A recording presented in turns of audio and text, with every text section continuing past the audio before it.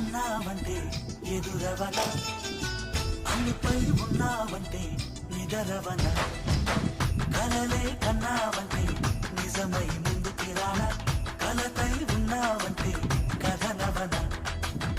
అమ్మలో ఉండే సగం అక్షరం నేనే, నాన్నలో రెండో సగం లక్షణం నేనే.